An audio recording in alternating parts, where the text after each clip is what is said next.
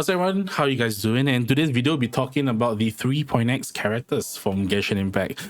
So these characters, the limited 5 stars, they were released on the 3rd year of the game. We're looking at the characters, whether you should pull them. Obviously, if you like a character and it's a character that I rank lowly, don't be discouraged. They're still pretty good. That being said, for players who do not have as many Primo Gems and would like to make decisions with their resources and would like a video to help them out, hopefully I can provide that.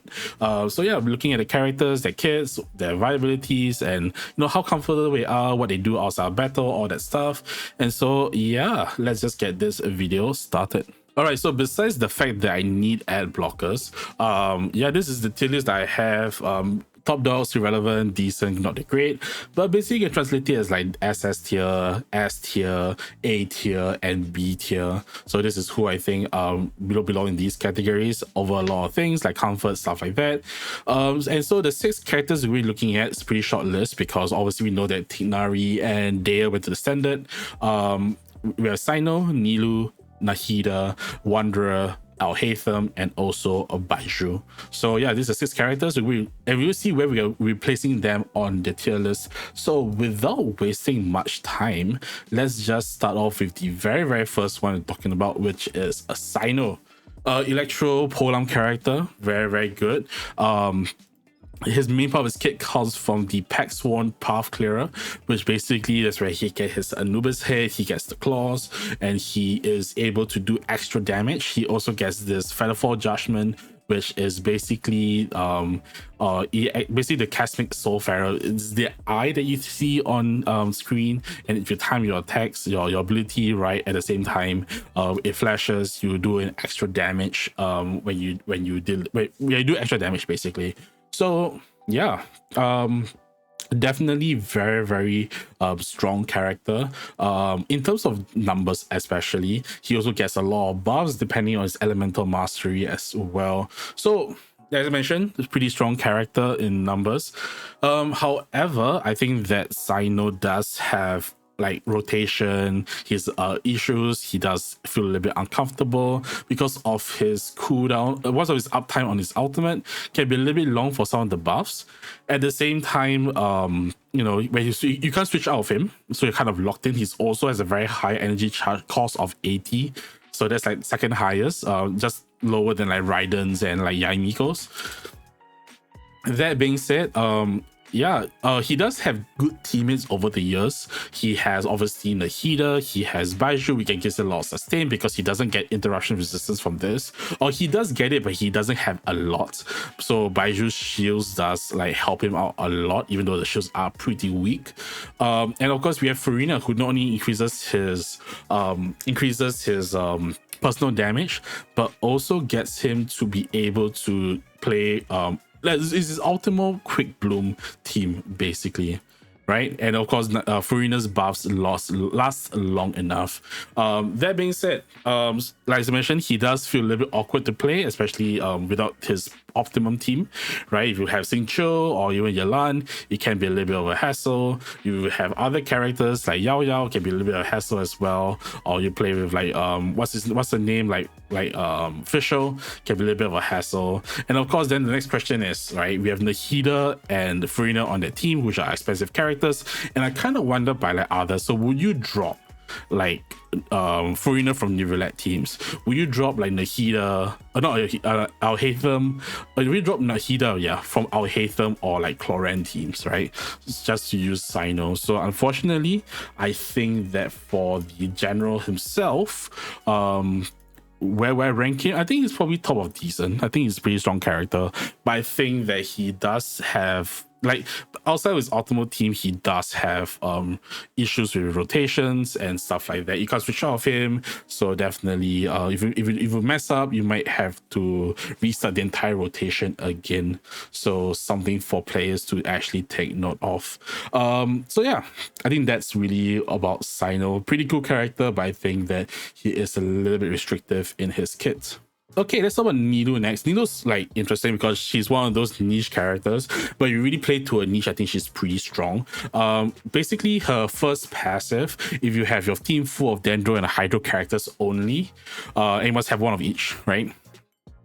Whenever you activate the final attack of her skill, she will give the Golden Chalice bounty to her teammates. What this basically does is, besides the extra elemental mastery, you will also get the blue reaction will become the bounty. Instead of normal Dendro calls, you get the bountiful calls that are stronger, they hit bigger, they hit faster, right?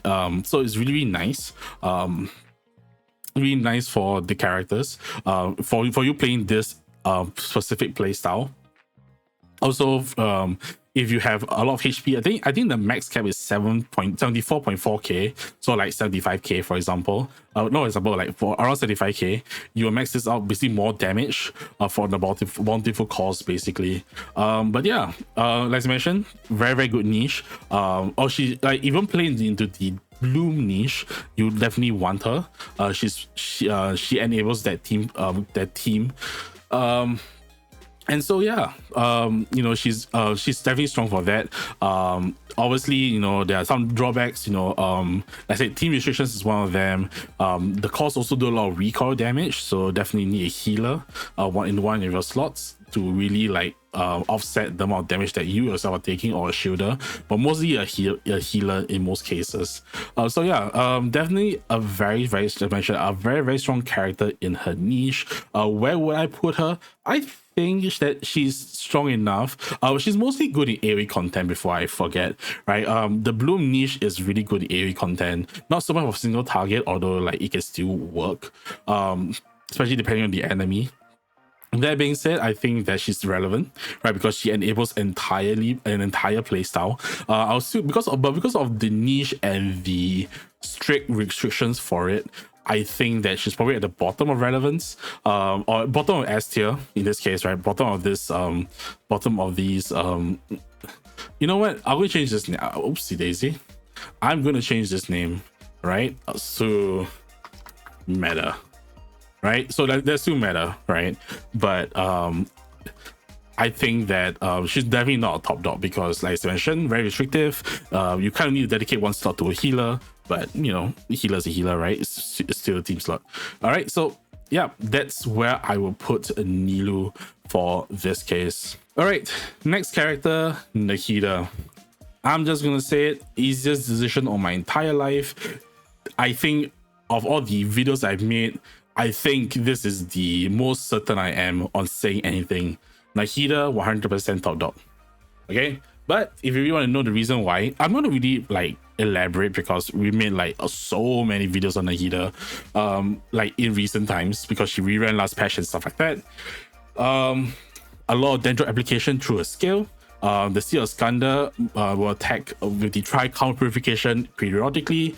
The ultimate gives buffs depending on your teammates, which is very, very nice. Either increases the damage or the uptime of the abilities, as well as giving a lot of EM based on the highest EM scaling AM character in your team, which most likely is Nahida, which is very, very nice. So like your teammates will do a lot more damage, your Cyno does a lot more damage, your Kaching does a lot more damage, your Nilou team does a lot more damage, so on and so forth. So, and of course, last but not least, she also has a lot of buffs for herself as well. So I think that she's very self-contained, in the sense that she does a lot of damage off field. She can also be used on field, although personally I don't like it, because she has two downsides. Right, she's not the perfect character. The first downside is that she's kind of frail, one of the lowest HP characters in the game, base HP obviously, and at the same time, this Monk of Skandar, the Sea of Skandar, you have to reapply it if the enemies die when there's a new wave. That being said, if your biggest weakness is because you kill too fast, I think Nahida deserves this. Like all my life, she's definitely there. All right, so from one easy decision to one that's probably going to piss a lot of people off, which is Wanderer. Okay, Wanderer. So basically, Wanderer can fly through his skill, and of course that makes it a lot easier for exploration. You can fly basically, right? You use up a different stamina bar, right? Which I don't know how to pronounce, and I'm not going to pronounce it. The Q, whatever this is, right? But mainly he gets enhanced basic attacks and charge attacks, so he does more attacks through his main source of damage. His ultimate just do damage and does a little bit of suction, but that's about it. But yeah, so the main part of his kit also comes from his skill and also his first talent, which basically, depending on the elements that you swirl or you absorb based on your skill, you will get different effects. So like, for example, Pyro gets attack percent, so on and so forth. So really nice for so it definitely, so you can see like this is like kind of early Chasker build, right? It's just that instead of giving the elements for direct damage, you're actually giving a lot of effects through damage. So, and of course the last one, you may have seen like sometimes when he dashes, he'll shoot up arrows. This is basically this effect, the Gales of Reverie. This effect basically, if you don't activate it, it will increase by 12% for every proc of your basic or your charge attacks, right? So if you miss out the first time, you'll be 28, then 40, and so on and so forth until you actually activate it. But basically what this is that when you get the descent effect, when you dash, you don't consume your special stamina, but you shoot out 4 wind arrows that does damage. So that's basically his kit, right? Very hyper carry kind of play style. You want to buff it as much as to do damage. Now, of course, the problem is that because it's animal, he's very reliant on his buffs and his numbers. And I think that also in the context of like his competition, which is like Chasker and especially Zhao, I think that he kind of loses out quite a bit. In comparison to them, like Zhao obviously got Shen Yun, so unfortunately, whoops, wrong one. So definitely he got left a little bit behind. Like he has C6 Safaruzan, but I think that generally, I think that he is in a decent category. Not bad, right? Like I said, this is like A tier. So definitely still a pretty good character, but I think that he, you know, like he just didn't get buffed in a long time, and I think that he probably is awaiting one soon. We don't know, right? The 5.3 live stream is tomorrow, so we might get some news on like Mavuika, and maybe Mavuika makes him broken, maybe Sitlali makes it broken. Oh, let's say we have to wait and see, right? Because remember, Sitlali is cryo, so he gets the crit rate, which can be very nice for team building. Alhaitham, easy top tier. No, I'm just kidding. So everyone knows, I think if you've been around for a while, Alhaitham's my favorite character. He is obviously the icon that I use for my channel. Alhaitham basically revolves around the light chisel mechanic, which basically is the diamonds that appears next to him.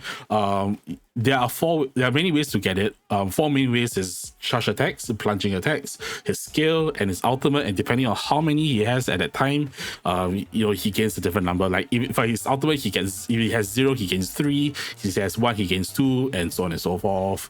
The skill is 2 and 0 and 1 at any other number, and the other 2 is like 1 stack of chisel mirrors, which lasts for 4 seconds, but it gives him Dendro infusion, so he becomes a Dendro on-field attacker as a driver for the team. He does a lot of personal damage as well. He's very high scaling because he's dual scaling, because he scales on both attack and elemental mastery, so he benefits a lot from Nahida as well because of the Dendro resonance and also the EM share that Nahida gives, so a lot of raw damage. He also was very Farina as well, so even more raw damage. Was it Hyper Bloom or Quick Bloom teams in this case, so he's able to create the cause because he's able to proc reactions from either Farina, also like Sincho and Yelan as well. So definitely a very good character. Is very good teammates, works extremely well with Nahida, and I think the main thing that like I would separate him from like Cyno, for example, is that if you were to switch out and lose the stacks, you have so many ways to get back in. You're not restricted to like, oh, because like Cyno only gets it through his out, he can't switch out unless you lose the buffs. Whereas like let's say if you have like 2 stacks that you switch out, you're able to get it through your skill, you will get it back through your ultimate. So it's really like, while there's a lot to his play, this feels like a like why I love Alhaitham video. I think that the ability to be able to get your stacks, the main part of your kit, from different sources actually makes him a lot more easier to play than most people think, because you're able to get there are many different avenues to be able to maximize your kit. Where would I rate him? Okay, people are gonna hate me for this, right? Okay, in all honesty, I think he teeters around here. I think with new DPSs coming out, he's definitely like in between, right? He's higher than like the likes of Zhongli and Shao, but would you consider him as the same tier as like Nilou and Alhaitham? Maybe not, right? That being said, I think that he is really good in the teams that he's in. He's very versatile, a lot of personal damage, good damage still. Strongest Dendro character, DPS still. Although he was very differently from Kinish, and I understand that Kinish play he excels in his niche, right, which is burning and burgeon. But I think that for where he is, I think that Alhaitham is still pretty strong, one of the best characters in the game in terms of DPS characters. But yeah, I said personally he's probably like in the middle, but because I'm an Alhaitham main, top dog bias, dislike the I'm just kidding. So yeah, like I said, personally, like realistically here, right? But personally, yeah. All right. This is the only one where I let my personal feelings get in the way. But sue me for it. Okay, but anyways, he's still a pretty good character. You wouldn't be mad to pull him unless you like don't like men or something. But anyways, last character. I think if there was a character that would win most underrated character in the game, I actually think it's Baizhu. Baiju's pretty good healer, Dendro. He's able to have team-wide healing, which is really good, especially with the release of Furina. The shield that he provides also is pretty... Okay, it's not the strongest shield. Let's just get this right? It's not the strongest shield, but I think that the shield, what it does is it gives you additional interruption resistance. And you also, that means that one instance of taking less or even no damage, the shield also regenerates and also will do the Spirit Veins attack, which depending on what happens, right? It depends on what happens that he'll activate it, either when he gets a new shield or when the shield is expired or shattered or broken, right? So definitely really nice. He also buffs your team, actually Dendro based teams, through his second passive, and his first passive, depending on where your on-field character is, you get extra healing bonus or extra Dendro damage. So definitely very, very nice for those team types. Definitely very nice for like Nilou Blooms because he's a sustain. So I think that like obviously a lot of people didn't really like, I don't think he was disliked. I think that people like didn't need him, but obviously now there's a higher, there's more of a like, yeah, like he's pretty good healer. I can use him in certain teams, especially with Furina. And I think that like he was never bad. It was just that he was never needed. And now like his need has definitely gone up. So you know what? I'm gonna put him above Kokomi because I can. Right? Yeah. I'm just exciting Wall today. But anyways, basically he's still a meta character. He's still pretty good. I think that he is a very comfortable character to have. Very good on Cloran teams as well. Very good on just a really, really good character all around. Good on Nivelet teams if you don't have the premium ones, or you don't have the ability to use his premium team, which is the Shilonen, Kazuha, Furina team. Let's say you needed like someone else to provide Bloom. He's actually pretty good for healing, especially if you have it at like if you have him at C0, for example, could be pretty good as well. So all in all, Baizhu definitely a meta character. And I think that people still talk shit about him today because they quit the game and they still think that he's bad, or they've never played with him at all. But I think that Baizhu is definitely a character that is still a very decent one. As I mentioned, a lot of people compare him to Yao Yao as a side grade. I think now he's an upgrade to Yao Yao. Right? He's an upgrade to Yao Yao at this moment. But yeah, I think that's that. So Nahida and Alhaitham top dogs. We have Baizhu and Nilou in the meta category, and we have these two in decent. And like I said, these two are still pretty good, right? But I think they have more problems to deal with, basically. And I think that that's the as mentioned, probably this would be the last one I'll make for a while. I don't think I'll talk about the Fontaine characters because, still, as I mentioned, still a little bit early to judge.